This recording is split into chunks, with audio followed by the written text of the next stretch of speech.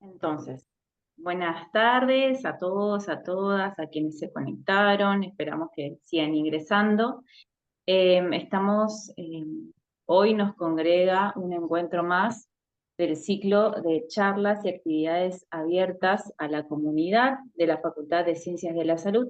Este es un ciclo de, digamos, una actividad que se viene desarrollando hace varios años que lo organiza el Centro de Extensión de la Facultad de Ciencias de la Salud. Me presento, mi nombre es Marisol Zarza, trabajo en el Centro de Extensión y estas charlas se van organizando mes a mes, ¿sí? Más o menos entre marzo y noviembre, y vamos organizando charlas o actividades que estén relacionadas o de alguna manera conmemoren a temáticas o efemérides de temáticas de salud, según la agenda de la Organización Mundial de la Salud y también en términos regionales, según la agenda de salud pública de Misiones, ¿sí?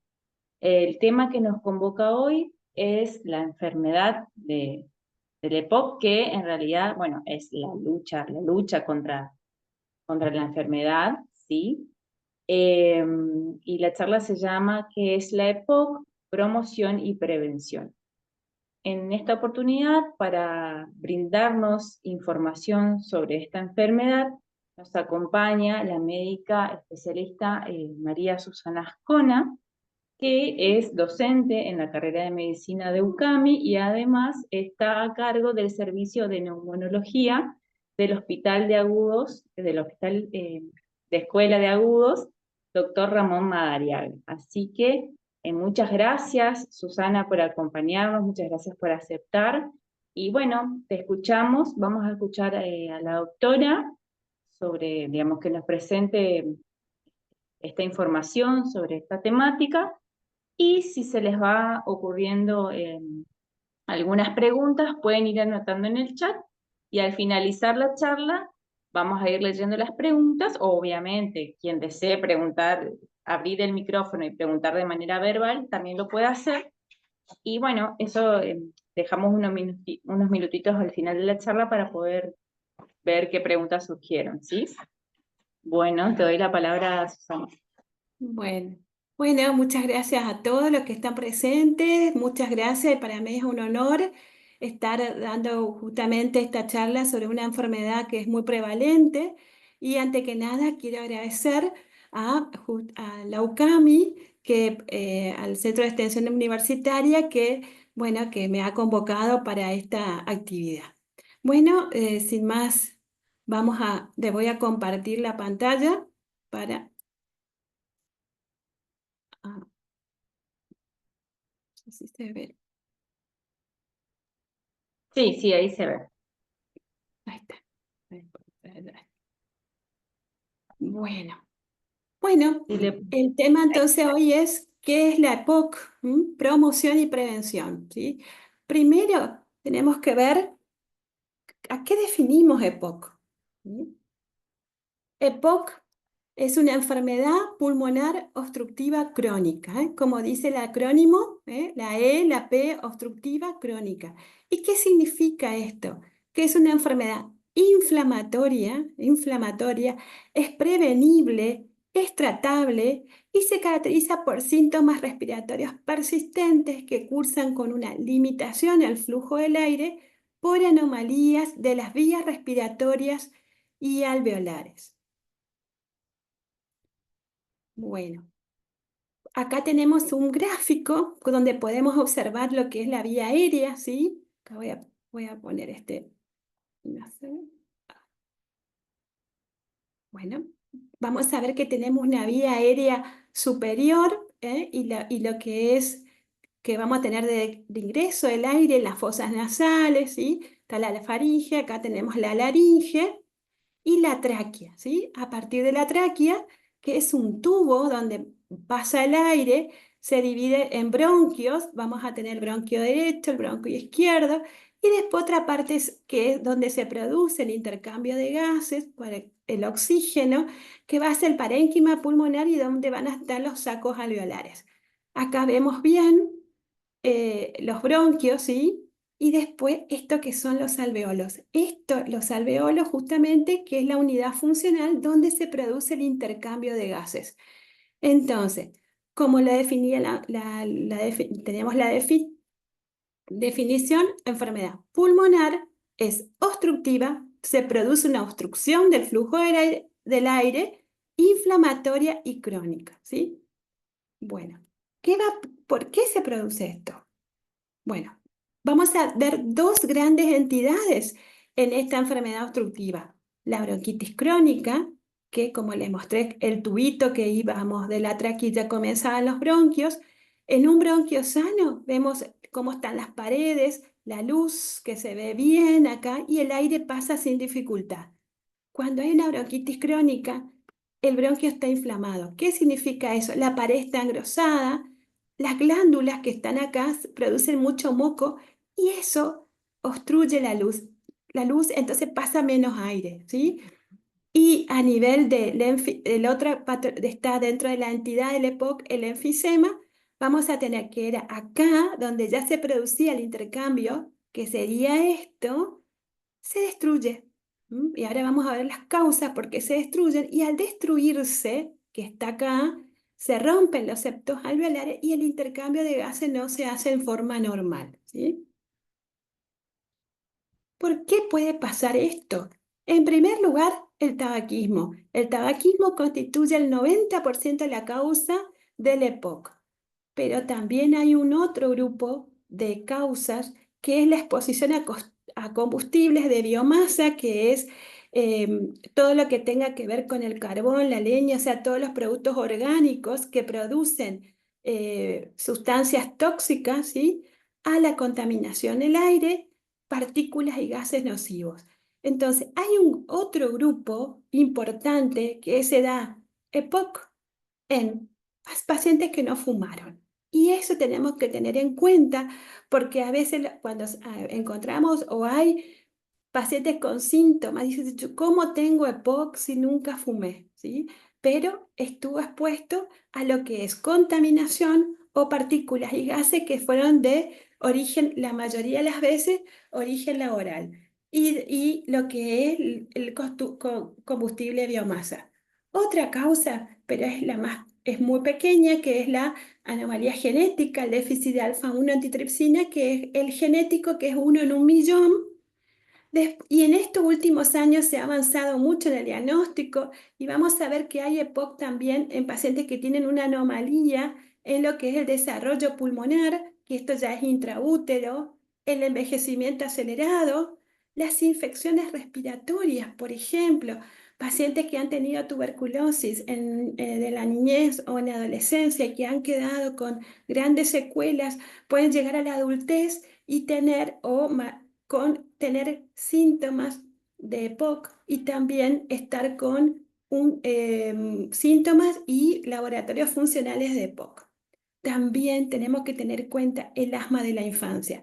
Si en la infancia hubo un asma, y más ahora, o sea, los adultos o personas de tercera edad en este momento que han tenido asma en la infancia, pueden estar con un EPOC ahora. Uno, porque el asma crónico lleva un remodelamiento y esto hace que ya queda una obstrucción fija. Y otro, que el asma, hace 20 años, 30 años o más, no había un tratamiento tan efectivo, entonces como hay ahora, entonces muchas veces el asma no fue muy bien tratado porque no había un tratamiento. Desde que comenzaron a haber corticoide inhalatorio y mejoraron los tratamientos, ahora el curso de la historia de la enfermedad es otra. Entonces podemos ver, yo en mi experiencia, en lo que vemos los neumonólogos, cuando vemos pacientes de 70, 80, 60, 70, 80 y dicen, tuve asma de los 5 años, estamos ahora con un EPOC, ¿sí? ¿Y cómo fue el asma? No, vivía mal, estuve siempre, me iba a las guardias o que me nebulizaban, bueno, toda esa historia podemos decir y ahora nos encontramos con esto, ¿sí? Y otro, también las infecciones respiratorias de repetición, que eso también va de niños, ¿sí? Las infecciones que hubo de chico que no, porque no hubo vacunación o porque hubo una gran exposición a gérmenes. Y bueno, entonces también las infecciones respiratorias de repetición nos pueden llevar a un EPOC. También, independientemente de la carga o no tabáquica. Sí. Entonces, todo este gran grupo de patologías y de antecedentes es sumamente importante. Además, que sabemos que el tabaquismo lleva, por supuesto, la delantera de esto, de lo que es la causa. Bien. Bueno, acá para mostrar entonces el tabaquismo pasivo, que es de segunda mano, ¿sí? El que vemos acá.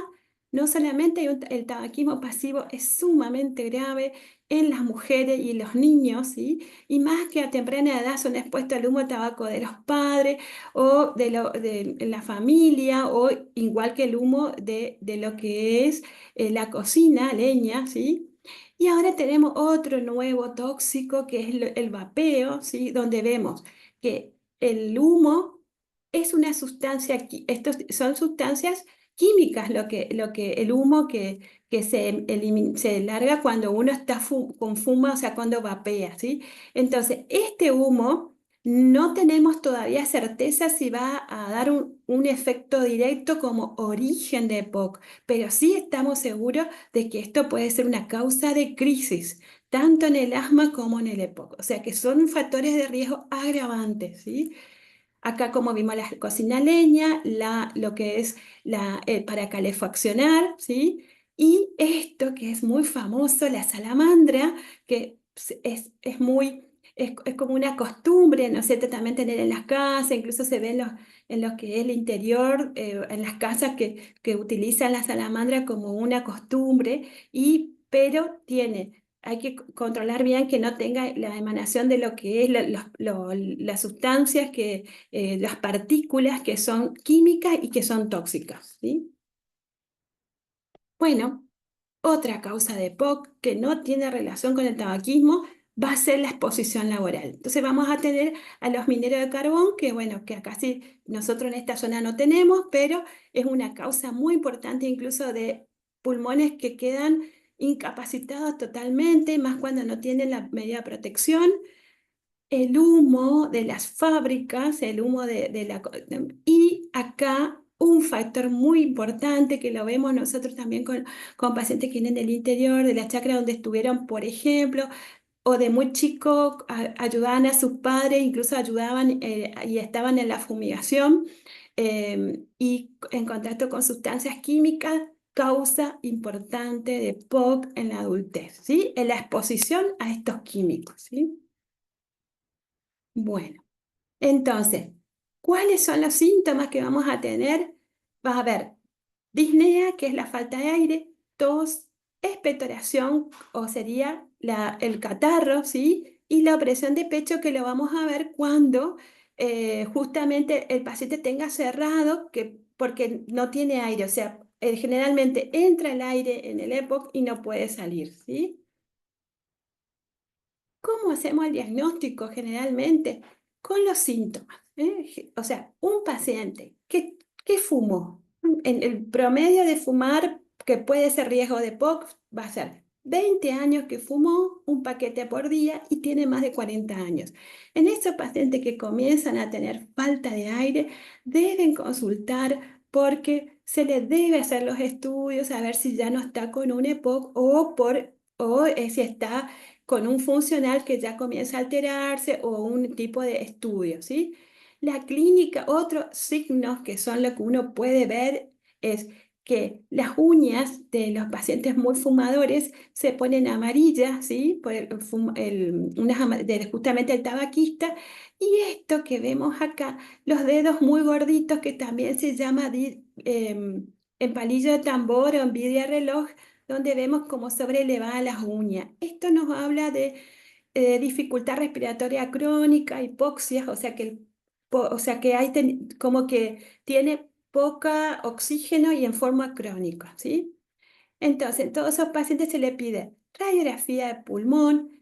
Muchas veces en la radiografía no vemos Pero entonces otro estudio mucho más importante y que vamos a tener detalles va a ser la tomografía de pulmón, y ahí sí vamos a poder detectar justamente con claridad y dónde está ubicado el enfisema pulmonar, ¿sí? Que es que se detecta bien en detalle con la tomografía.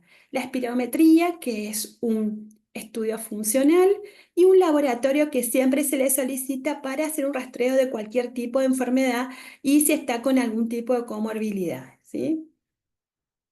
Bueno, esta es una espirometría donde nosotros hacemos, este mide el volumen de aire, la capacidad vital forzada en el primer segundo, la capacidad pulmonar total.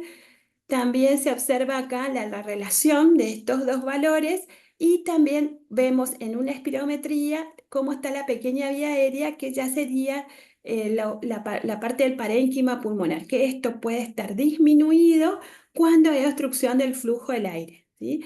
Si nosotros tenemos una espirometría obstructiva, una espirometría patológica, ya hacemos el diagnóstico. El diagnóstico del EPOC se certifica con la espirometría. Podemos tener clínica, podemos tener una tomografía con enfisema o una radiografía que sospechamos atrapamiento del aire porque puede estar habiendo enfisema o obstrucción, pero si la espirometría es normal, todavía no es una certificación de EPOC. Pero si este paciente hace una crisis, bajan los volúmenes y le hacemos la espirometría, ahí ya podemos tener que el paciente ya está certificado el EPOC, ¿sí? Entonces, con el estudio certificamos el EPOC. ¿Cuáles son las situaciones asociadas? ¿Qué significa eso? El EPOC no está solo. Si sabemos que ya el EPOC va a aparecer en mediana edad y también en la tercera edad puede aparecer, porque justamente es después de 20, 30 años de haber fumado.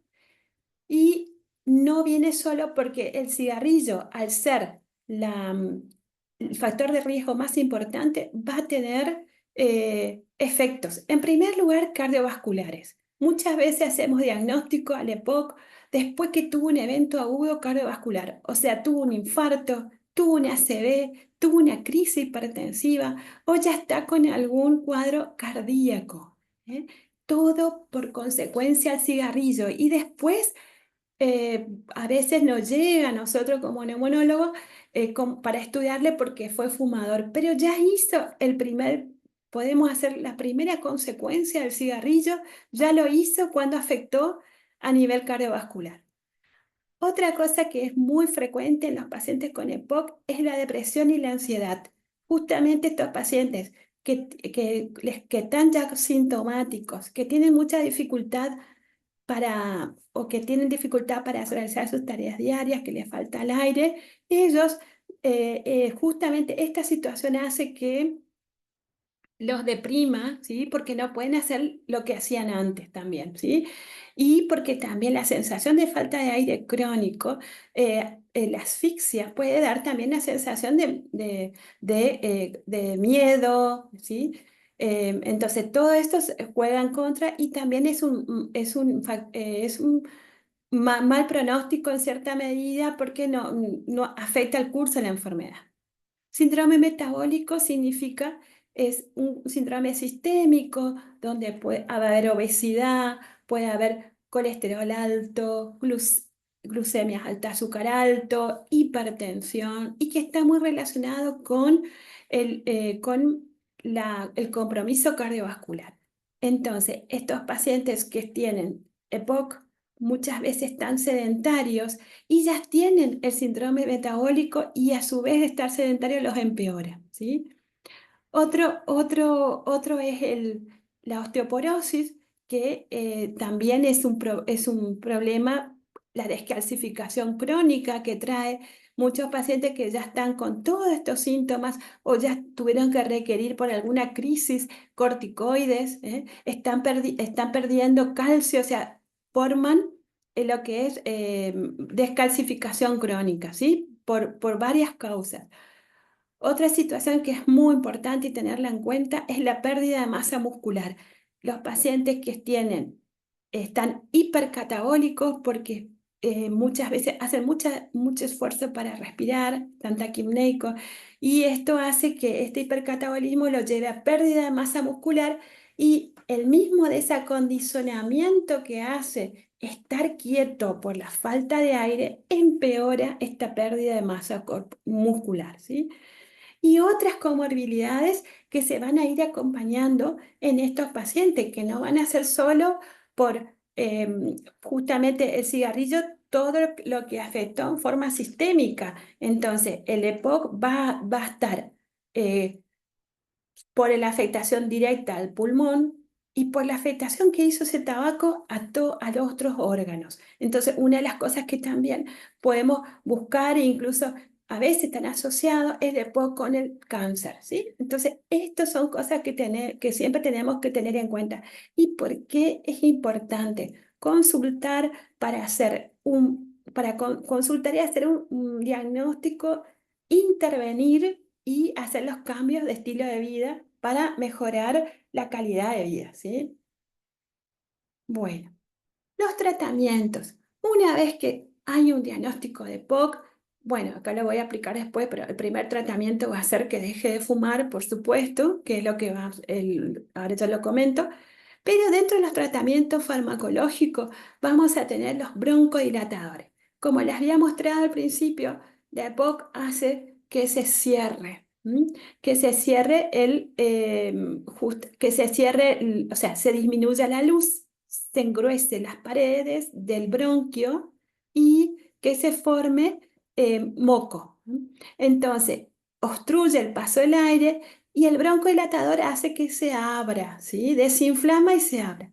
Los corticoides inhalatorios también tienen una actividad muy importante cuando están más en crisis en ayudar a desinflamar todo lo que es la vía aérea, ¿sí? Y los mucolíticos pueden recibir los pacientes también cuando están con o sea, cuando tienen muchas secreciones, cuando justamente esas secreciones o están en crisis, podría ayudar el mucolítico a estos pacientes. Y siempre se debe evaluar la indicación, ¿sí? Lo que no se debe hacer cuando uno está con un EPOC, está con tos, está con falta de aire y catarro, o sea, con expectoración, es tomar un antitusivo, porque el antitusivo lo que hace es frena a la tos y no deja que se elimine la secreción que está tapando todo lo que es la vía aérea. Entonces tenemos que tener en cuenta, no se debe tomar jarabes para la tos, un mucolítico sí lo indicó el médico y se hace en forma temporal, pero sí el pilar del tratamiento va a ser los broncodilatadores. Bueno, acá muestro más o menos algunos medicamentos que son los que se utiliza. Por ejemplo, este es el bromuro de pratropio, es un broncodilatador. Esto es un desinflamatorio que tiene un broncodilatador con un desinflamatorio. Acá también. Esto es un broncodilatador de acción prolongada que se toma una vez al día. Es una pastilla que se aspira. Este es similar, pero es como un aerosol que produce como una nube de la medicación. Y esto también, pero este tiene dos medicamentos juntos. Entonces, cuando uno tiene un diagnóstico de POC, ya le dieron diagnóstico de POC, tiene que estar medicado, ¿sí? No, y una medicación diaria. No pueden estar un EPOC, dice, no, me hago cuando necesito el tratamiento o cuando me falta demasiado el aire. No, el EPOC, como el asma también, son similares a las otras enfermedades como presión alta, hipertensión, como diabetes, que debe tener en el caso de la hipertensión, diabetes, van a estar con una pastilla diaria probablemente. En el caso del EPOC también. O es un aerosol, en el caso de los controlados, o es una medicación un poquito más cuando están estables, que anda muy bien, que es las pastillas, como le muestro acá, esto que es incluso a veces, si son leves, una medicación, una pastillita que se aspira con un dispositivo una vez al día en el caso de los pacientes que están controlados, ¿sí? Bueno, este es otro tratamiento que tenemos un dispositivo también, se hace una vez al día y tiene tres componentes. este también, ¿sí? Y este también. O sea, varios medicamentos que se pueden hacer incluso 1 o 2 veces al día, que son polvos aspirables, que incluso es fácil de la administración, ¿sí? Bueno, esto es otro tipo de dispositivo que utilizamos, que es justamente cuando los pacientes están en crisis o tienen dificultad para aspirar, es la aerocámara. Yo les recomiendo mucho la aerocámara a los pacientes que no sincronizan bien el dispositivo, porque cuando uno hace un disparo con el aerosol, a veces si no sincroniza bien como el tomar el aire y retenerlo y que el medicamento vaya directo a los bronquios, a veces queda en la boca o abre rápido la boca y sale afuera. Entonces, si no se puede hacer bien la técnica, yo siempre les recomiendo la aerocámara. Fíjense que la aerocámara tenemos cubre la boca, cubre la nariz y cuando se hace un disparo acá, se toma el tiempo de 10 segundos de respirar hondo por nariz y boca y de esa manera podemos aprovechar mejor el medicamento, ¿sí?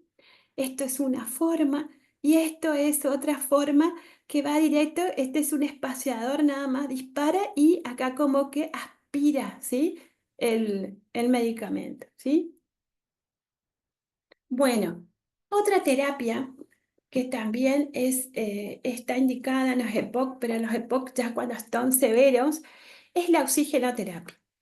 No hay, o sea, una vez que se le indica la oxigenoterapia a los pacientes, yo siempre les digo a los pacientes, tómenlo con calma, este es un tratamiento más, prolonga la vida, mejora la calidad de vida, o sea, no hay que tenerle miedo, o sea, pacientes que tienen una sobrevida muy larga, incluso con el oxígeno, llevan una vida normal muchos, y si se mantienen activos, si se mantienen controlados las otras enfermedades, que pueden acompañar, estos pacientes pueden llevar una vida normal, pueden hacer viajes, pueden pasear, o sea, todo va a depender cómo está el paciente y qué otro tipo de comorbilidades tiene por su época o por su factor de riesgo, que en su momento fue el cigarrillo, ¿sí? Esto es un concentrador eléctrico y esto es un tubito que es para deambulación. Acá tenemos a la señora que está con una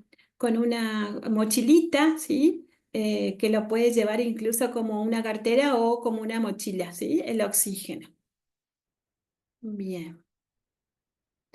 Bueno, otra cosa que tenemos que tener en cuenta es que no todo es color de rosa en el EPOC. No es que diagnosticamos, le damos el tratamiento y está todo bien. No, puede haber crisis, puede haber exacerbaciones y vamos a tener que ver que va a depender también del grado de EPOC que tenga. No es lo mismo tener un EPOC leve o hacer un diagnóstico en un EPOC leve y dejar de fumar y mejorar todos los sistemas, las comorbilidades que tiene y ahí quedamos en leve que encontrar a alguien ya con un EPOC severo, donde ya es un poco más difícil el manejo, más si tiene EPOC severo con otros problemas como cardíacos u otro tipo de enfermedad. Entonces, tenemos que tener en cuenta que las exacerbaciones pueden existir, ¿sí? Y es un evento agudo donde hay un aumento de la falta de aire, de la tos, del esputo, o sea, el catarro, que empeora en menos de 14 días. También puede haber chillido en el pecho, puede haber una respiración rápida, puede haber taquicardia, o sea que el corazón late más rápido. Y esto se asocia a lo que es la inflamación. ¿Cuáles son las causas de la EPOC? En primer lugar, las infecciones. Por eso, una de las cosas que vamos a tener en cuenta dentro del tratamiento es la vacunación, ¿sí? Que ahora ya les voy a comentar. La infección. Las infecciones virales y las infecciones bacterianas, que son muchas, ¿sí? La contaminación, la polución ambiental, ¿eh? Hemos tenido estos últimos meses todo lo que fue el humo que vino, o sea, de la parte del Amazonas, que estuvimos con muchos cuidados, con el humo que estaba en todo lo que es la ciudad, en todas las zonas, ¿sí? También el clima frío puede ser un desencadenante de una crisis y la interrupción del medicamento, ¿eh? es muy importante que una vez que uno tiene un tratamiento, no se debe suspender. Se suspende un tratamiento que ya fue indicado porque ya está con un EPOC leve o moderado. Esto puede ser causa de una crisis, ¿sí? Así que a tener en cuenta el hacer un diagnóstico y cumplir el tratamiento, ¿sí? Bueno, acá les comento nomás cuáles son los virus. Estos son los virus. Vamos a tener el virus influenza, el virus parainfluenza, este es el adenovirus, perdón, este es el adenovirus, ¿eh? Esto es el COVID, ¿sí? El famoso COVID, que no deja de ser un problema para las crisis ahora. Es verdad que se comporta, el COVID por suerte ahora, se comporta como un virus de gripe, pero no deja de ser molesto más en los pacientes con EPOC o asma. Un COVID ahora va a ser como un resfriado o a lo sumo va a dar una bronquitis, pero ya exacerba a un EPOC. Después tenemos lo que es el estreptococo, que es de la neumonía, y el Haemophilus influenza, que también que puede producir neumonía. Entonces vamos a tener virus y bacterias que van a ser causas de crisis, ¿sí? Bueno, acá para mostrarle nomás, sí estuvimos nosotros, ¿eh? ¿Se acuerdan que estuvimos así con el humo? Bueno, esto fue causa de que muchos pacientes vinieron más a la consulta, que estoy así desde que estuvo el humo, ¿eh? A pesar de que estuve haciendo el tratamiento, con este humo de los incendios, no me mejoré. Eso fue lo que generalmente escuchábamos en las consultas, ¿sí? Y bueno, y todo esto, por supuesto, lo que es las fábricas, que cuando el humo de las fábricas, por eso también tener en cuenta el ambiente, el domicilio, qué es lo que les puede estar haciendo mal también o que puede estar desempeñando una crisis. No solamente esto vamos a tener. Si en la casa, por ejemplo, se estuvo haciendo una construcción o se estaba haciendo una construcción al lado o se estuvo pintando, también puede ser causa de que pueda hacer algún síntoma, más falta de aire, más tos, no, todo va a depender cuánto irrita la vía aérea todo esto tóxico, ¿sí? Bueno, ¿van bien? O voy muy rápido. Cualquier cosa me interrumpen, yo no tengo problema. Sí, eh, Parece que va bien. Yo que no soy médica, estoy comprendiendo, así que creo que va bien. bueno, este nos hizo acordar mucho, ¿eh? Lo del humo. Nos hizo acordar lo que estuvimos pasando. Bueno, bueno, entonces, esto es una crisis, ¿sí? Entonces, cuando estamos con crisis, vamos a tener más tos, vamos a tener expectoración, también podemos tener opresión del pecho. En estos casos hay que ver si cómo está saturando, si desatura, eso va a ser también un control que hay que llevar si es un paciente que ya está con oxígeno o que ya sabemos que tiene el oxígeno bajo y esto va a ir, o sea, puede bajar, puede necesitar administración más de oxígeno en una crisis, ¿sí? O muchas veces comienzan los pacientes cuando ven que están con mucho moco ya haciendo algún tratamiento en su casa como las nebulizaciones, ¿sí? Bueno, el tratamiento de una crisis, si son casos moderados, severos, sí o sí van a tener internación, porque esto va a llevar a un cambio de medicación donde se le va a reforzar el tratamiento, se va a hacer broncodilatadores, se le va a hacer corticoides, la mayoría de las veces sí o sí necesitan corticoides para desinflamar, siempre, la mayoría de las veces van a necesitar antibióticos porque es una infección, como vimos. Si son infecciones bacterianas, vamos a tener que ponerles antibióticos y el oxígeno. Muchas veces en una crisis va a necesitar oxígeno y después cuando mejoran, ya van requiriendo menos oxígeno y a veces que pacientes cuando se van de alta se van sin requerimiento. Otros a veces se van con requerimiento de oxígeno, pero un tiempo, ¿sí? O sea que esto como que también va a ayudar, ¿sí? Bueno, con respecto al tabaquismo, si nosotros decimos una de las primeras causas, el primer factor de riesgo es el tabaquismo y cuando tenemos diagnóstico, lo primero que se debe hacer es dejar de fumar. No queda otra. Es el primer paso, porque no nos sirve de nada hacer medicación y se sigue fumando, la calidad de vida es mala y no hay mejoría. Si se sigue fumando, por más tratamiento, el más nuevo, el más completo o el más caro, el paciente no va a andar bien si sigue fumando, ¿sí? Y para eso tenemos que intervenir en la cesación tabáquica. Es muy importante en cada consulta, sea que tenga EPOC o no, cada paciente que vaya al consultorio que tenga EPOC o no, es que el médico o el personal de salud intervenga unos minutitos en decirle que lo importante que es dejar de fumar, ¿sí? Justamente no solamente por lo respiratorio, sino por todas las otras patologías que vimos que puede traer esto. Y las intervenciones cortas de pocos minutos son muy efectivas, además de una intervención más intensiva. Pero si uno hace varias intervenciones cortas, todas las veces que ve a un fumador, decirle, tenés que dejar de fumar, te va a convenir que deje de fumar, vas a estar mejor si dejas de fumar, ya es una ayuda y tiene suele ser bastante efectiva, ¿sí? Bien. Bueno, estos son algunos de los tratamientos que podemos dar para dejar de fumar cuando son fumadores de alta carga. Por ejemplo, que fuman un paquete por día o incluso más de 10 cigarrillos día y que han llevado 20 o 30 años fumando, es muy poco probable que dejen solo. Hay veces que dejan solo. No, no digo que no. Hay pacientes que dejan solo cuando estuvieron en una gran crisis, cuando tuvieron un evento, tuvieron un infarto, tuvieron un problema cardíaco. Dejan. Pero pueden volver. Puede haber recaídas también, o sea, tenemos que tener en cuenta. Entonces, lo más importante es poder llegar a un paciente que está fumando y hacer un tratamiento y no esperar que venga en crisis, ¿no? O sea, que esté, mediante que está sano, o sea, sin ningún evento agudo, eh, y, sugerirle la cesación. Entonces vamos a tener unas pastillas que se llaman bupropión, que se toma unos días antes de 10 días antes se empieza a preparar. Este bupropión es una medicación antidepresiva que lo que hace es disminuir las ganas de fumar, y después lo que es los parches de nicotina que se colocan uno por día, dura 24 horas, y esto disminuye lo que es el riesgo de la abstinencia, ¿sí?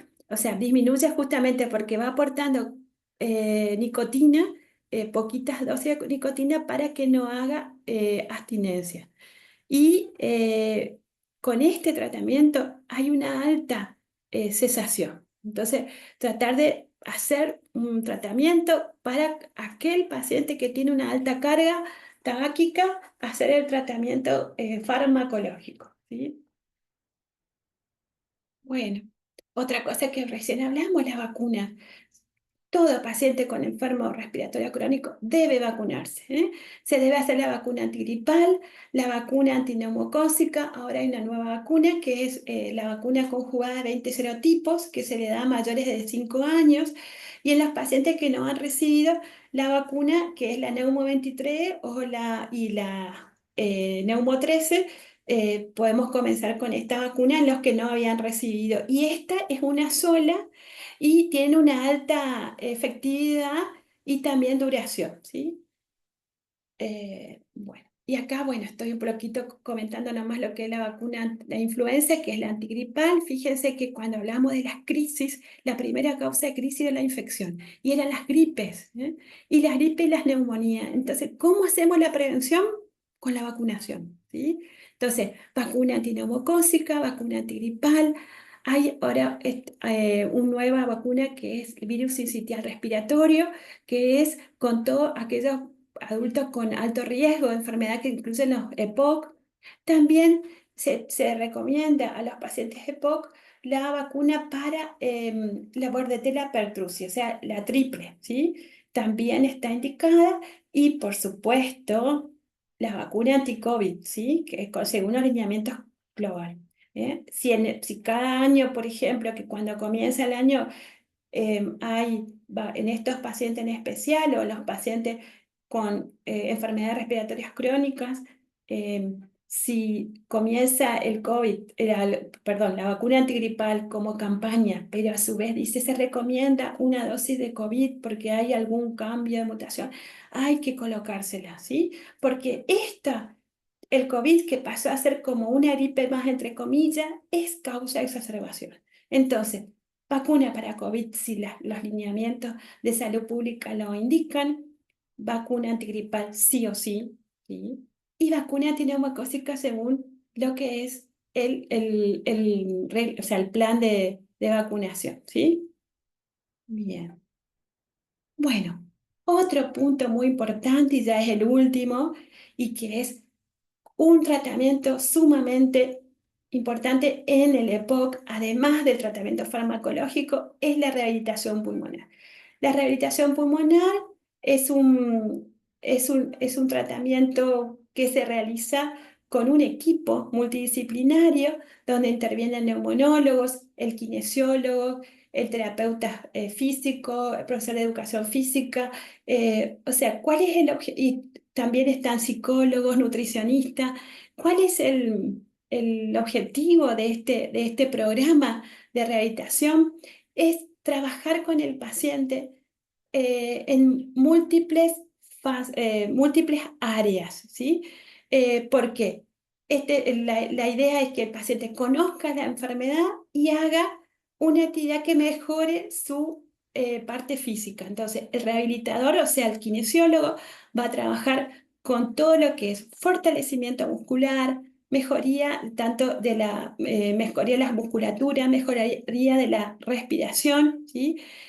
Y esto ha traído muy buenos resultados como mejorar la tolerancia de la actividad física, disminución de la disnea y mejorar la calidad de vida. Entonces, mantenerse activos y más si podrían entrar a un programa de rehabilitación es como un fármaco más, ¿sí? O sea, el paciente que tiene POC no puede quedar quieto, ¿eh? No puede ser sedentario, aunque necesite oxígeno. Con el oxígeno debe rehabilitar, ¿sí? Debe estar con el oxígeno haciendo bicicleta o haciendo todo. Por supuesto que todos estos ejercicios son supervisados por el profesional y justamente todo el equipo multidisciplinario prepara y se hace algo individualizado para este paciente, porque si estos pacientes ya tienen problemas cardíacos, tuvieron infartos o tuvieron alguna ACV o algún problema evento coronario, no va a ser probablemente, va a tener una rehabilitación, pero supervisada a lo que puede realizar, ¿sí? Y eso está todo monitoreado, ¿sí? Después de la rehabilitación pulmonar, de que se hace este programa, lleva de 12 a 20, son de 12 semanas como mínimo. Después sigue un programa de rehabilitación domiciliario. ¿Por qué? Porque estos pacientes no solamente no va a terminar ahí en la rehabilitación su actividad, va a seguir en domicilio y debe seguir supervisado. O sea, esto es para dar un empuje, hacer ver cuánto llega un tratamiento y después el mantenimiento durante toda la vida. Como parte del tratamiento del EPOC, la actividad física y no estar sedentario. O sea, eso es el objetivo de esto. Y en todos los estudios realizados, el EPOC es uno de los que más ha tenido resultados en mejorar la calidad de vida, incluso todo lo que era tolerancia al ejercicio, disminuye las exacerbaciones, disminuye las internaciones. Entonces, este es muy importante justamente para este tipo de pacientes, ¿sí? Bueno, entonces, terminando ya, ¿qué mensaje tenemos que llevar? Que el EPOC es una enfermedad prevenible y tratable. O sea, podemos no llegar a EPOC, ¿sí? Haciendo todos estos cuidados. No iniciarse al cigarrillo, cuidar la contaminación ambiental, cuidarse de todo lo que es las infecciones, ¿sí? Y una vez que hay el EPOC, bueno, se trata, no se cura, pero se trata. Y para eso disminuir el factor de riesgo más importante que es el cigarrillo, ¿sí? Y todo lo otro que tenga que ver con la parte ambiental. Se debe tratar todas las enfermedades asociadas a las comorbilidades, Recordemos que la parte cardiológica va de la mano con el EPOC. Entonces, si estos pacientes ya son cardíacos, o ya tuvieron infarto, o si tuvieron diabetes, o tuvieron insuficiencia del corazón, se debe tratar eso. Y muy bien tratado para que el EPOC esté bien también, ¿sí? Porque todo va, hay una crisis o una descompensación cardíaca, el EPOC también se exacerba, o sea, también va a tener una mala evolución, por más tratamiento que tenga. Bueno, y la cesación, como dijimos, es el pilar fundamental, la cesación tabáquica, la vacunación y la rehabilitación pulmonar. Entonces, bueno, esto es todo. No sé si quieren hacer alguna pregunta. Bueno, muchísimas gracias, Susana. Muy bien, muy claro. Vos sabés que sí, fueron dejando preguntas en el chat, así que voy a ir leyendo y obviamente después si queda alguna duda también pueden abrir el micrófono y seguir preguntando. Hay una primera pregunta que en realidad piden, digamos, si podés repasar lo que tiene que ver con el diagnóstico en el primer nivel de atención. Y preguntan, o sea, es como que están preguntando para confirmar si sería la clínica más laboratorio, más radiografía de tórax y espirometría con o sin broncodilatador, si es eso, si es algo más. Bueno, en el primer nivel de atención, sí. La clínica es fundamental, porque la clínica lo hacemos con la historia clínica, el antecedente. Entonces, ahí tenemos que tener los datos de lo que es la exposición del el tabaco, la carga tabáquica y la exposición laboral o la exposición ambiental, si no nos cierra lo que es ese factor de riesgo. Otra cosa que tenemos que hacer es, si es un paciente que tiene otras comorbilidades, porque quizás no llega un paciente con falta de aire nomás o con tos, tenemos que pedir un laboratorio básico, como para ver cómo estamos en general, porque no va a ser lo mismo un paciente que tiene una insuficiencia de los riñones o que está teniendo una anemia o que está con una glucemia alta, una diabetes, o sea, todas esas cosas que nos va a hablar de la parte clínica, para tener como dato. La radiografía de tórax es fundamental, ¿por qué? También, porque nosotros vamos a ver en la radiografía de tórax ya vamos a ver un corazón agrandado, nos va a dar otro dato a que pensar, si esa falta de aire que está teniendo, que creemos que es EPOC, pero resulta que tiene un corazón muy grande, eso no quita que no sea EPOC, puede tener EPOC más corazón grande, más una cardiomegalia, ¿sí? También nos va a definir si este paciente está cursando una infección, entonces en esos casos nosotros vamos a ver si no hay otro, o si es un gran tabaquista y pedimos una placa y encontramos una masa pulmonar, encontramos un cáncer. Quiere decir lo importante que es la placa. Ya la placa ya nos dice muchas cosas y nos ubica dónde estamos. Y la espirometría, que sí o sí se puede pedir porque ya de entrada, si ustedes pueden tener ya acceso a lo que es pedir una espirometría, ya con eso, si una espirometría normal no nos quita que el paciente nos tenga también síntomas ya de POC, ¿sí? Síntomas, pero no podemos certificar, no podemos decir ya es EPOC, está normal todavía, pero algo tiene y si le pasa algo o sigue haciendo crisis y todo eso, va a bajar la espirometría en cualquier momento. Pero con esos datos ya nosotros podemos hacer primero una sospecha y con una espirometría patológica un diagnóstico. ¿Sí? Bien. Después, después de esa pregunta, hay otra. A ver. Que en realidad no, le voy a llamar tipo examen, ¿no? Perdón, a Griselda Machado, porque no sé si está comentando si es una afirmación o si es una pregunta cuando hablas sobre la forma de la pastilla. No sé Es, si estás ahí. hola, ¿se me escucha? Sí, sí. Eh, Mi duda es porque a mí me toca la dispensación y veo mucho Ceretia discus para EPOC. También veo mucho tiotropio. Y hace poco participé de una charla donde el médico hablaba de que por el simple hecho del diagnóstico de EPOC, la capacidad de inhalar del paciente se veía afectada. Por eso, no sé si se entiende la pregunta, si la estoy formulando bien, era como que no la podía inhalar al ser un polvo comparado al aerosol. ¿Me explico ahí? No sé si se me Sí, sí, entiende. sí, perfecto. Sí, es así. Depende del paciente. O sea, todo tratamiento va a depender del paciente, del estado del paciente y también la preferencia del paciente, ¿sí?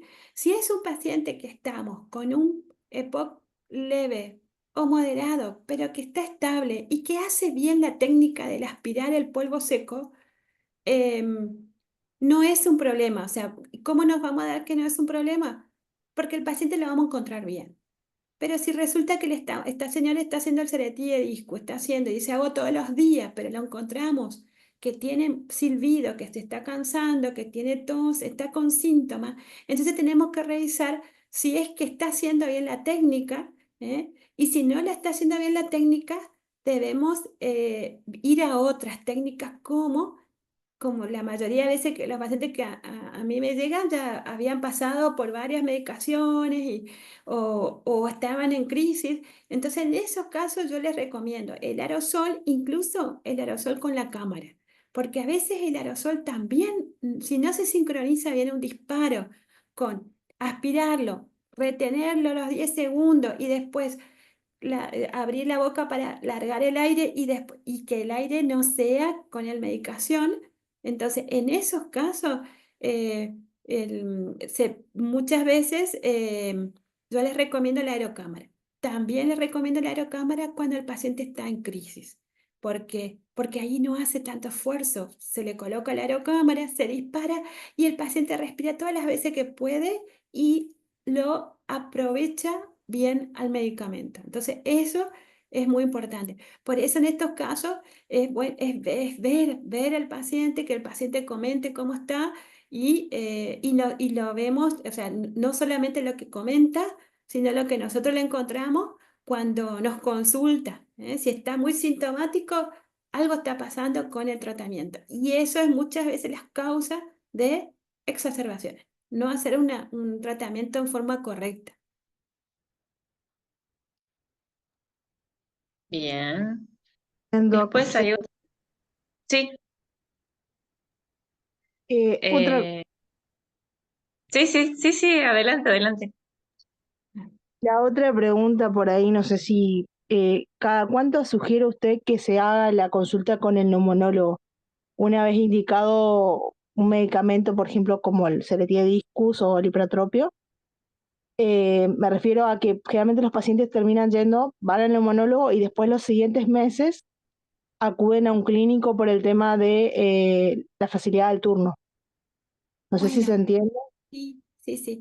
Y la mayoría de las veces, una vez que todo va a depender de la gravedad del paciente, o sea, de la gravedad del EPOC que le encontremos. Si el paciente está con un EPOC leve, entendió bien el tratamiento y está, podemos decir, sin síntomas y puede ser controlado con su médico de cabecera porque por ahí lo vemos, nosotros le hacemos todos los estudios, le hacemos una espirometría, vemos que es leve, ¿eh? Entonces por ahí lo citamos en 3 meses, vemos cómo está el tratamiento. Si este paciente ya es un moderado severo, vino con una crisis, su espirometría es mala, nosotros tenemos que verla al mes, ¿eh? Y ahí asegurarnos de que cumplió bien el tratamiento, que no tuvo ninguna exacerbación, ¿sí? Y que cómo mejoraron los síntomas, porque en estos hay que supervisarlo.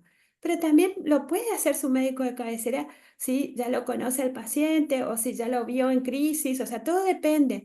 Pero generalmente los pacientes estables, los pacientes que son leves, yo los controlo generalmente a los 3 meses.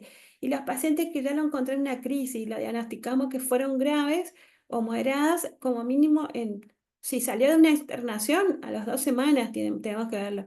Y si no, al mes, si entendió bien el tratamiento, si tiene contención, si tiene la medicación, o sea, todo eso va a depender también del paciente, ¿sí? Por supuesto que si es un paciente que está con oxígeno, no vamos a esperar 3 meses, ¿sí? Lo vamos a ver las 2 semanas, después al mes, y si está todo bien y entendió y va a venir un control a los 3 meses, pero tiene que saber que pasa algo y debe consultar, ¿sí? No debe esperar porque en ese transcurso de los 3 meses en un paciente más de riesgo, puede haber algún tipo de exacerbación por todo lo que hablamos, desde los virus, las bacterias, lo que es la parte ambiental, ¿sí? Todo eso va a ser parte de eso. Gracias, Doc, muy amable. Bien, otra pregunta en el chat dice, o sea que a partir del primer escalón, en donde tenemos un BEF1 mayor a 80%, poca clínica, una exacerbación anual, ¿ya está recomendado entonces darle el salbutamol 2 puff cada 6 horas en vez de que use a demanda nomás? No sé si es clara o si Camila quiere. Y ¿Es clara la pregunta? Camila, Camila Núñez. Hola, Sí. sí, yo Hola, quería hacer una pregunta. Porque la guía dice que se puede utilizar el PAF a demanda, o sea, 2 PAF a demanda, por ejemplo, si va a hacer ejercicio y necesita el PAF, o que ya se le puede indicar cada 6 horas el salbutamol. Y quería saber si eso es así o no. Como usted comentó en la charla, de que apenas se diagnostica, ya el EPOC tiene que ser tratado, digamos, aunque sea leve. Mira, no es el mejor tratamiento el PAF cada 6 horas. Eso se hace en una crisis, ¿eh? Cuando el paciente está muy sintomático, podemos hacerle, pero con un monitoreo que si le vamos a hacer cada 6 horas, el paciente debe estar controlada las 48 horas, porque no le vamos a tener toda la vida con cada 6 horas el salbutamol, ¿sí? Esto va a ser una situación especial que esté con una disnea, que esté con chillidos o algo y se le verá. Si el paciente está con una crisis, chillido, no, el salbutamol no se lo puede dejar solo. Se debe hacer con un corticoide inhalatorio que va a acompañar y no al salbutamol en especial, sino a uno de broncodilatador de acción prolongada como el salmeterol fluticasona. Eso sería lo ideal, hacerlo a un paciente que está necesitando salbutamol cada 6 horas. No sé si se entiende. Si el paciente está necesitando salbutamol cada 6 horas, no es el salbutamol cada 6 horas el que le va a solucionar, sino un corticoide inhalatorio con un broncodilatador de acción prolongada y un control inmediatamente, más el salbutamol si depende de la crisis que esté teniendo. Pero este es un monitoreo. Yo les dije que debe estar medicado un paciente que viene con disnea, que no tiene chillidos, pero tiene disnea. Y la espirometría ya me da una obstrucción. Y tiene POC por las imágenes, tiene POC por atomo. Si no le encuentro chillido y el paciente me dice que no tiene chillidos en el pecho, ¿sí? Yo le doy un un LAMA, que sería un, eh, un antimuscarínico de acción prolongada como el tiotropio. Y ese ya lo comienza a hacer, porque no solamente va a disminuir las crisis, también tiene va a desinflamar, este también va a tener un efecto desinflamatorio y va a ayudar a que no, a bajar el riesgo de crisis, ¿sí? Pero ese paciente tiene que estar muy bien, o sea, tiene que no tener ni un chillito, hipoventila y me dice, me canso. Y yo veo los estudios, bueno, listo, comenzamos con este medicamento porque estás bien, ¿eh? Y este es un medicamento que lo vas a tener siempre y te vamos a ir controlando con las espirometrías. Si la espirometría baja y el paciente está con más síntomas, yo le voy a ir agregando a ese medicamento otro más si necesitara, ¿sí? Pero si estamos con un paciente que le diagnosticamos EPOC y está con síntomas, ahí sí, como decir, las guías que digan salbutamol cada 6, pero estamos en una crisis, entonces hacemos salbutamol cada 6. Bueno, gracias. Nada. Camila, ¿querés hacer la siguiente consulta que es sobre las exacerbaciones? Por ahí Bien, si le y querés después preguntar. quería plantearle otro escenario. Estamos en un CAPS y viene una exacerbación. Ahí yo después de que le hice la anamnesis, le pedí los laboratorios, le pedí la radiografía, el primer paso sería ver si la crisis, el paciente está bien, estaría estable como para que yo le trate en ese momento, por ejemplo, con salbutamol, con PAF o con nebulizaciones más meprednisona, por ejemplo, Ese sería un paciente estable. Ahora, si mi paciente está grave, veo que desatura, usa músculo accesorio, veo que tiene fiebre, sospecho neumonía, ahí le derivo para internarle en el hospital, porque yo estoy en mi CAPS. Entonces, ahí también ya le mando con salbutamol, por ejemplo, y patropio y un corticoide para que vaya al hospital mientras tanto. Sí, sí, sí, sí. Y tenés que ver, de todo va a depender cómo está desaturando también. ¿M? Vos sos médica, Camila. Vos estás. Rindo el eco de la semana que viene, la otra, así que estoy a full Sí, investigaciones. sí. Está bien, muy bien, Camila, muy bien.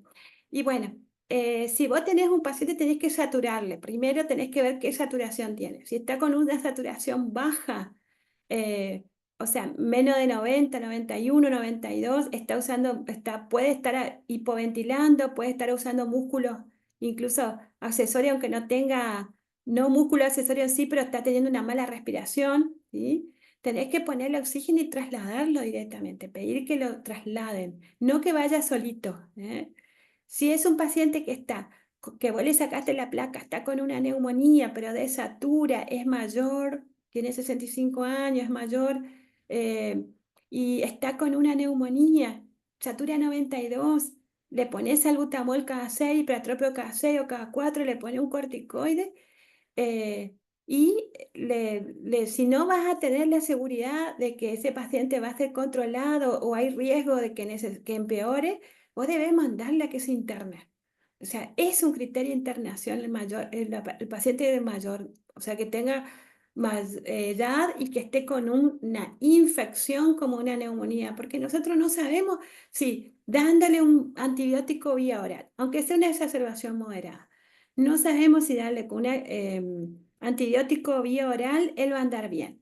Aparte, como hablábamos recién, no hay EPOC solo en un paciente de esa edad, ¿eh? Seguro es gordito, seguro es cardíaco, seguro tiene el azúcar ahí, y si se descompensa otras cosas, si hace un tromboembolismo de pulmón, o sea, algún riesgo de que haya. Entonces, no hay que arriesgarse. Si pacientes mayores, bloque neumónico, que esté con 90, 91, 92, vaya al hospital y que en el hospital decidan, quizá le hacen una tomografía, quizá ven otras cosas, quizá ven otros estudios que no pudiste hacer, ¿eh? Y bueno, y en el hospital ya van a hacer una red, una gestión ahí que, bueno, si la dan de alta, ya nos están comunicando a nosotros neumo que van a ir a las 48 horas, pero ya derivaste un paciente de riesgo que va a tener otro tipo de contención en forma más multidisciplinaria también.